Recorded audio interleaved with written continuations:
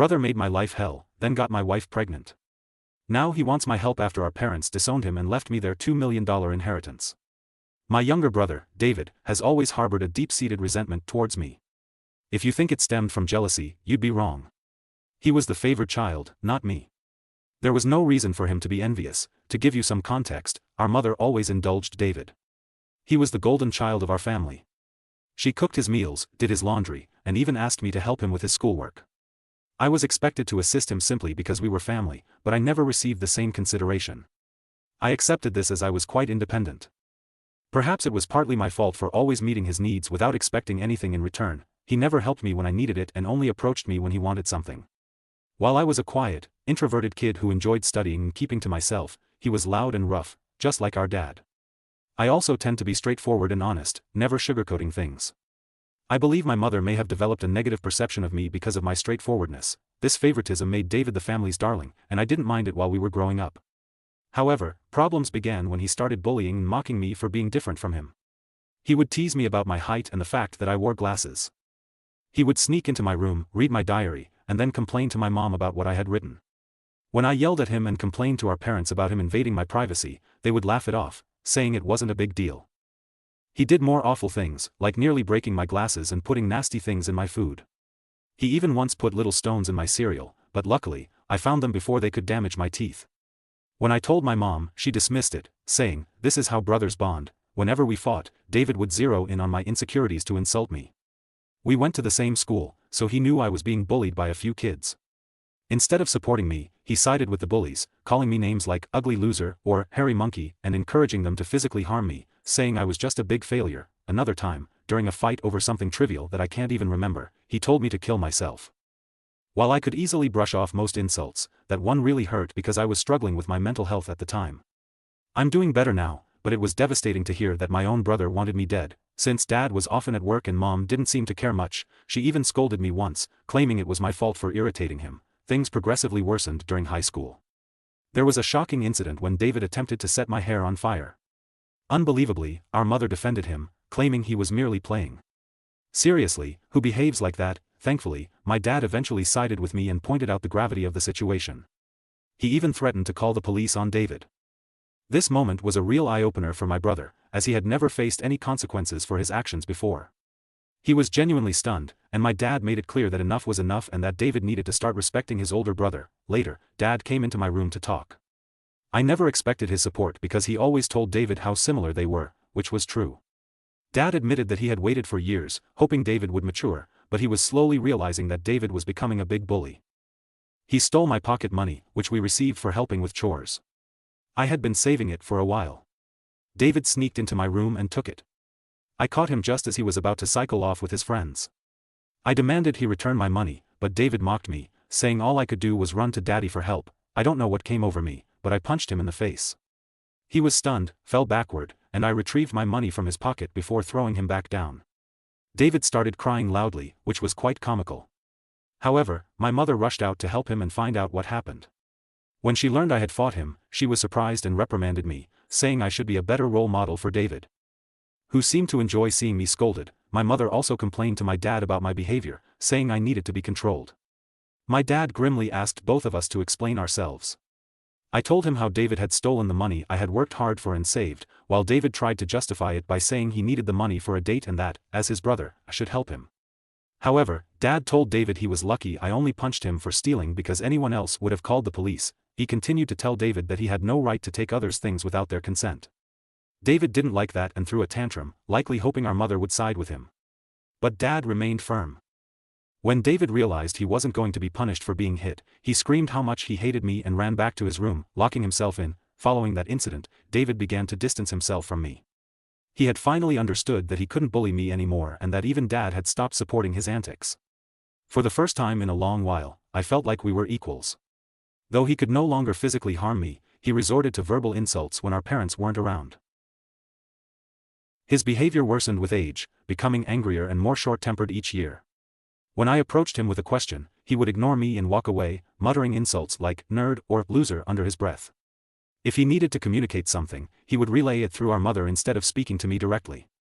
When I questioned her about why David couldn't just talk to me, she would urge me to be more understanding. I couldn't tell if it was just puberty or genuine hatred. Over time, dealing with his comments became unbearable, and I longed to move out and get away from him. I repeatedly asked my mother to mediate a sit-down conversation for us to resolve our issues.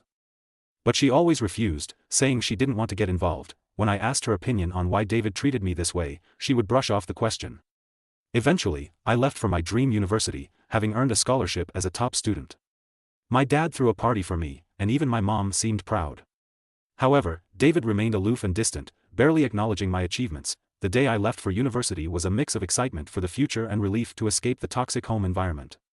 The first few months at university were liberating. I made new friends, enjoyed my classes, and started to build a life.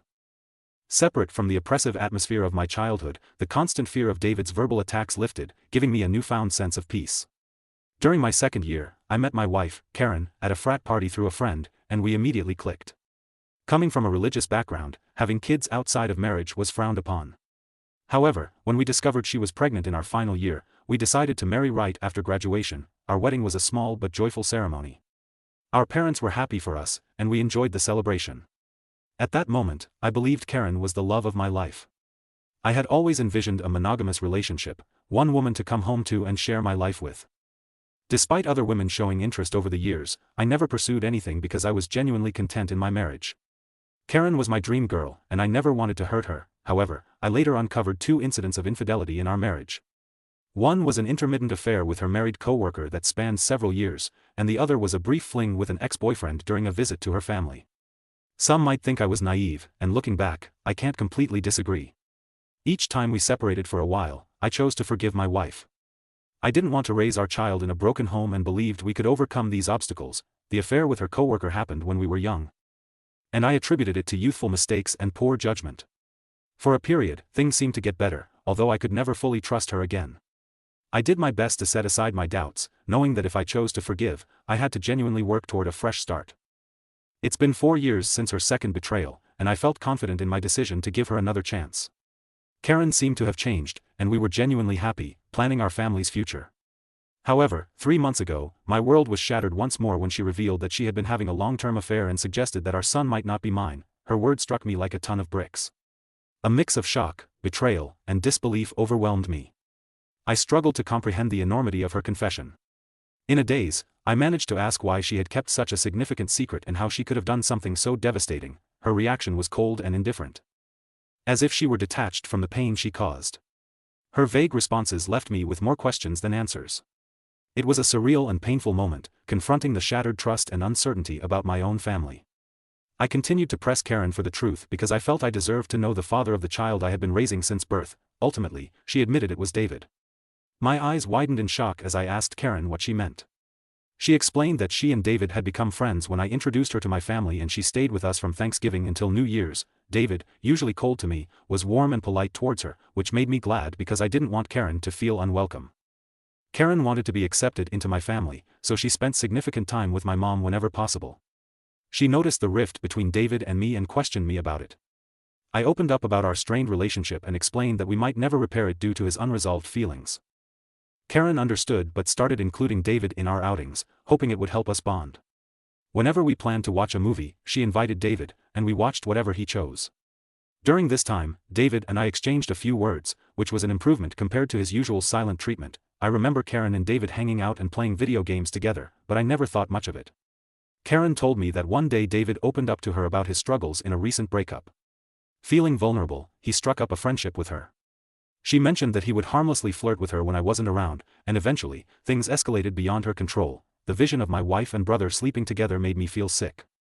Karen confessed that she felt guilty afterward and left him, which matched her abrupt decision to go home instead of spending New Year's with me. Although I tried to convince her to stay, she was adamant about leaving. When we met back at college after the holidays, she was her usual cheerful self, so I didn't question anything. 2 weeks later, we found out she was pregnant. Karen admitted she didn't know if the child was mine or David's, and with no way to prove it, she chose to stay with me, knowing I was the more dependable brother. This was why we got married. My world felt like it was crashing down. The son I loved might not even be mine. I asked Karen if she had been sleeping with David recently, and she slowly nodded. She revealed that they had always stayed in touch because their chemistry was undeniable. They would sneak off to hotels, lying to me about working overtime. She admitted that half of her business trips were actually romantic getaways with him. I asked why she married me if she wanted my brother, and Karen said she didn't want to be the one to break off the marriage. She saw me as a wonderful father to our son and decided to stay. In her words, she made a mistake and didn't know when to stop. I told Karen I was glad she told me the truth, but that I was going to pack up and leave.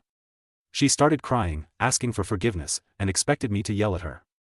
Instead, I calmly packed my clothes.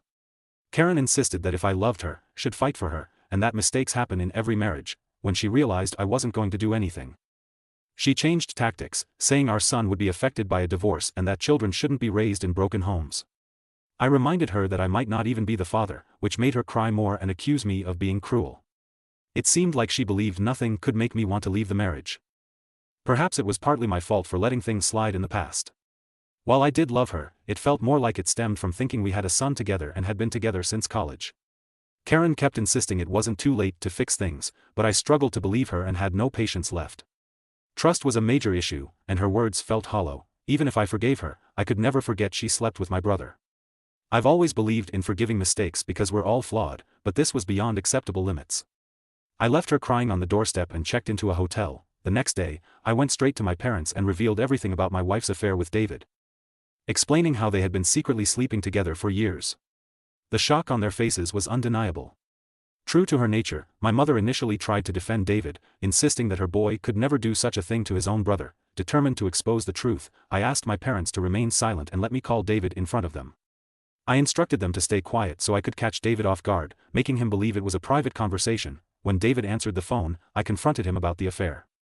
At first, he vehemently denied it, refusing to accept any responsibility.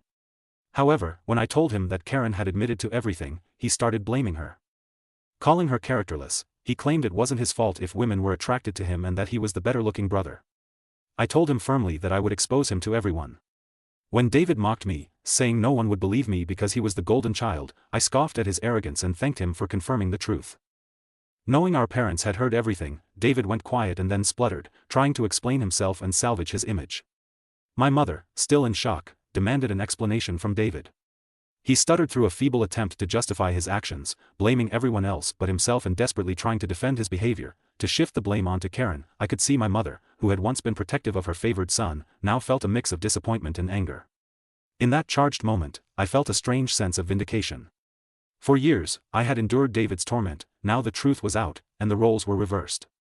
It was David who stood exposed, his actions laid bare for everyone to see. As David's words faltered, my father, usually reserved in his expressions, couldn't contain his disappointment. He asked me to pass him the phone and began to speak to David. David, my father began, his voice laden with disappointment, what you've done isn't just a betrayal of your brother but a betrayal of this family. You slept with your brother's wife and continued the affair even after they were married. Your actions have severe consequences and have irreversibly shattered the trust we had in you. I raised both of you to value family, loyalty, and decency. What you've shown today defies everything I've tried to teach you. He paused, letting the weight of his words sink into David's conscience. Your disregard for your brother's feelings and the lack of respect for his marriage are unacceptable. You've not only hurt him but also torn apart the bonds that hold our family together. Your mother and I are partly to blame for what you've become, but we will no longer tolerate this behavior. From today, you're cut off from the college funds I set up for you. You'll have to figure out how to pay your university fees on your own. I will also stop funding your lifestyle. Do you think it makes you more of a man to sleep with married women? Let's see how you manage without my money. Throughout this, I maintained a composed demeanor. Although I initially wanted to scream at David, watching my dad punish him was the ultimate vindication. I had exposed his true nature, and it was clear he had underestimated the consequences. My mother, despite David's persistent protests, continued to justify him, but my father swiftly ended the call, shutting down David's attempts to explain away his actions. Afterward, my mom approached me and hugged me. It had been a long time since we shared such a moment, but in that embrace, there was an unspoken understanding and support. Amid the family turmoil, she apologized for not believing me all this time. My 14-year-old self could never have imagined this moment, being vindicated and embraced by my mother. Following this, my dad helped me find a good lawyer to divorce Karen. She and her lawyer tried to fight dirty, asking for alimony since I earned more than her, but her affair played heavily in my favor. We also conducted a paternity test, and it was confirmed that David was indeed the father of the child. The news was incredibly painful, even worse than discovering Karen's infidelity. I was furious that the son I had loved and raised wasn't mine. However, I decided to stay strong. Karen begged me to continue visiting my son, arguing he shouldn't be punished for the situation, but I couldn't bear to see him. He reminded me too much of David, and I hated it. After my divorce was finalized, I felt a sense of freedom wash over me as I moved into my own bachelor pad. It felt surreal to live alone since I had married so young and never really had the chance to experience independence. However, my naturally independent nature allowed me to quickly adapt to my new lifestyle, and I thoroughly enjoyed it. 2 weeks ago, my dad called to tell me he was considering changing his will because he didn't want to leave anything to David. My dad is incredibly stubborn, and once he decided to cut David out of his life, he stuck to it. David tried reaching out to our parents and even showed up at their doorstep, begging for forgiveness, but they refused to let him in. Even my mother, who usually gave in to David's tantrums, seemed done with him, though it must have been hardest for her. David never texted me to apologize for what he had done, showing he didn't regret his actions, he was just upset about being cut off from our parents. Dad told me he planned to leave everything to me, ensuring David wouldn't contest it later. He would leave David only $1. My eyes widened in shock as my dad had worked hard his entire life. Including his assets, retirement fund, and life insurance, the total came to nearly $2 million. The only condition in his will was that if my dad passed away before my mom, she would continue living in their house, even though ownership would transfer to me. I didn't mind this, as I wanted to care for my mom in her final days. Somehow, David found out about this and, unable to reach our parents, called me yesterday, trying to make amends.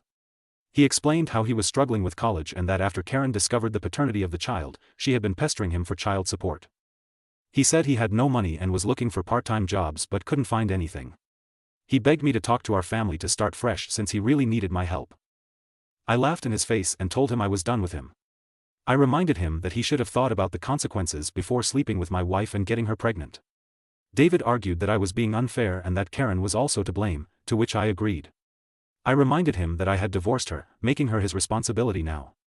He shouldn't be calling me to complain about her or the child since these were the consequences of his own actions. David started to raise his voice, but I interrupted, reminding him that he was no longer the favored child in the family but the black sheep who had slept with his own brother's wife.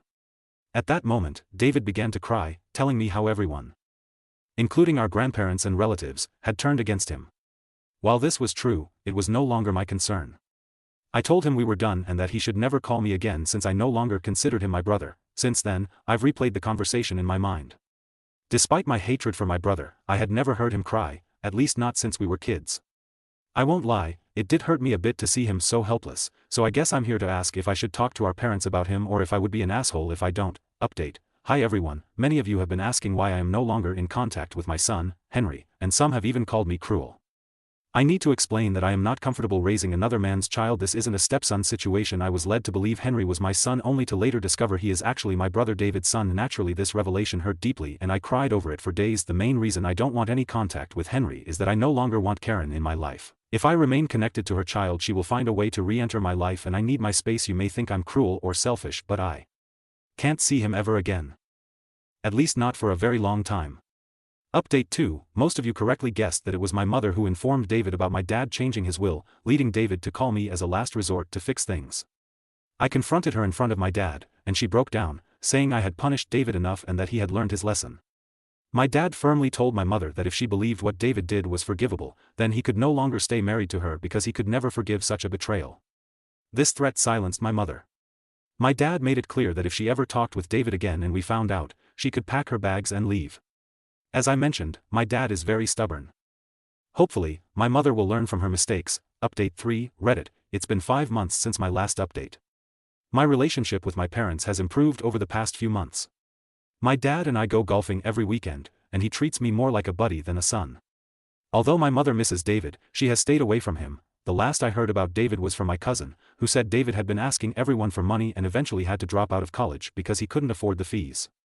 He and Karen are living together, and he has a part-time job as a mechanic.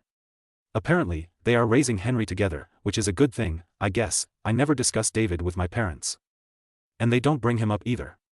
For everyone asking, I am doing quite well. I was promoted at my job 2 months ago, so my salary has significantly improved.